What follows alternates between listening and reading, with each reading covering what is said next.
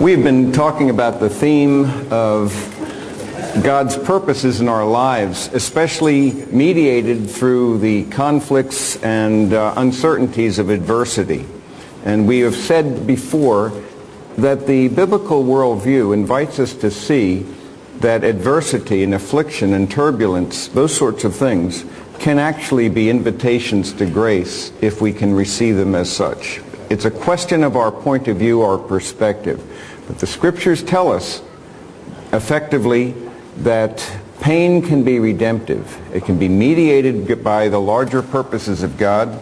And though He's not the one who gives people cancer or gives people this or brings that in, nevertheless He can use these things that occur in a fallen world for His ultimate good. And it's a perspective then that we embrace.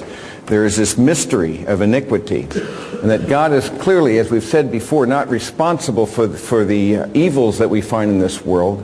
We discover that a deeper solution to that from the Scriptures that we've described in terms of the fall and all that entails. But one of the things we see is the sovereignty of God and His power to take adversities, even evil intentions that other people have against us, all kinds of bad decisions we make and others make, and even there can turn it for a good.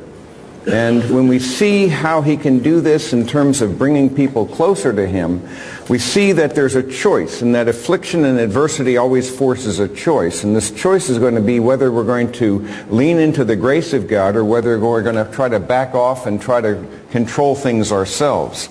And if we're not careful, then we will move into the why of grief or the why of despair. And the why of grief can be helpful and healthy because it in fact supposes that there can be a solution, though we do not fully see it. But the why of despair is not healthy because it supposes that there is no answer.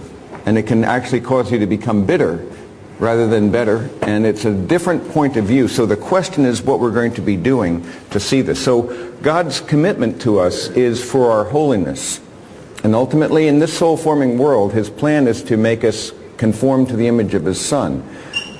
That does not always involve happiness.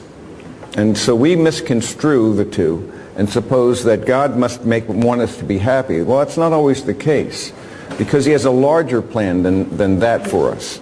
And so in seeing it this way, there are certain barriers to grace that have been identified by a number of people, and one writer identifies three. There are others.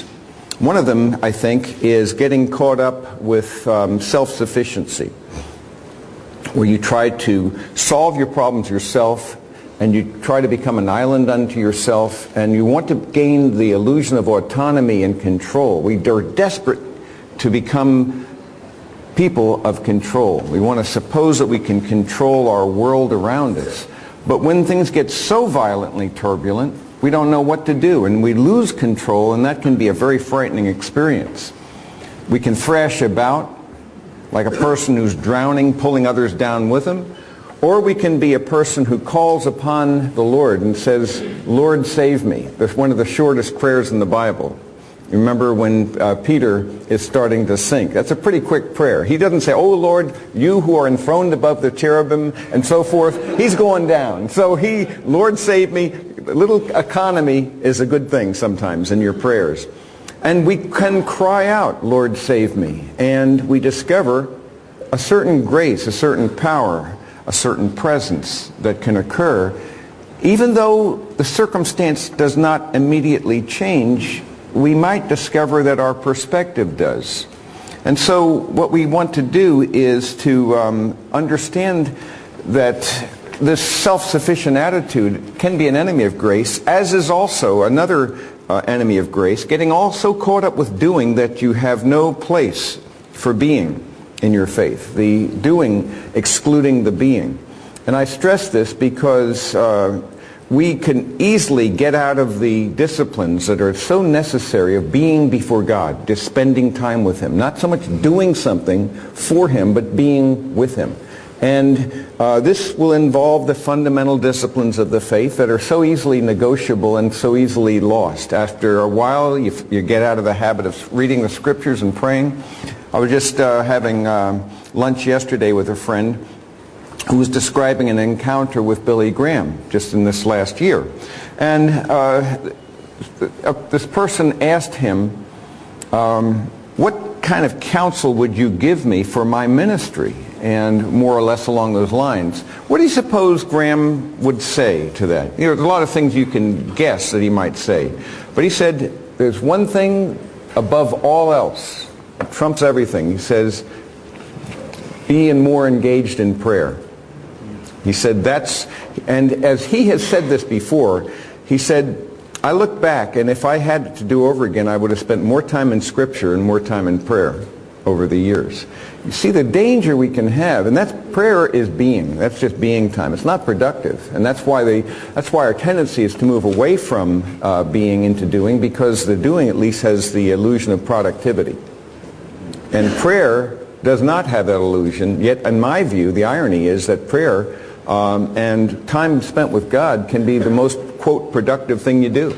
Even though you might not be able to measure it, it becomes productive insofar as you're now laying hold of divine resources you wouldn't have on your own. And you are also opening up your soul to the Spirit of God in such a way that you can receive His grace and be a person who has a greater inner depth than you otherwise would have. That you don't live on the surface of life. And I think sometimes these adversities force us to get off the surface and begin to penetrate a little bit more and to really become permeated with the real truths of what life's about. The brevity of this sojourn that we've often talked about, how brief, how ephemeral, how short this earthly journey is. It's almost chilling when we think about it. And we look back at the years. I don't feel like I'm as old as I am, but the chronology suggests otherwise. And the fact is that I can see those years pretty much what happened 10 years ago about as vividly as what happened a year ago, and what happened 20 years ago, 30, and so forth. And it's amazing, and we all, I think, have this experience. The older we get, the quicker the years go by. Am I correct about that? Those of you who are codgers here understand that the older you get, I'm sorry, or you take umbrage at this. Okay, geezers. Southern geezer, yeah, all right. Some of us. Some of us. Not some of you. Oh, some of us. Yeah, right, some of us. He's getting smart. The fact is that we don't feel that way, but we look back, we realize the years just go by quicker and quicker and quicker.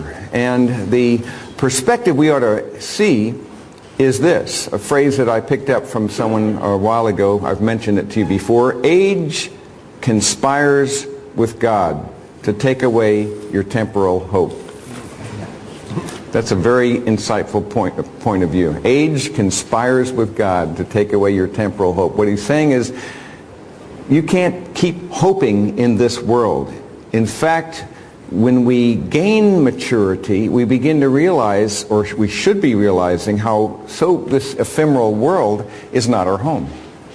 And the wise person would be well advised to gain an eternal perspective in this temporal arena in such a way as we see that this is a soul-forming world and we are not home. I'm reading a book by Richard Baxter right now called The Saint's Everlasting Rest. He wrote it in around 1650. And the interesting thing about this book is he wrote it during a period of time when he was convinced he was going to die. He had this, what appeared to be a terminal disease. And he wrote this for his own consolation. And it was his meditation on the next life, his reflection on that, so that he would make an easier transition into the next life.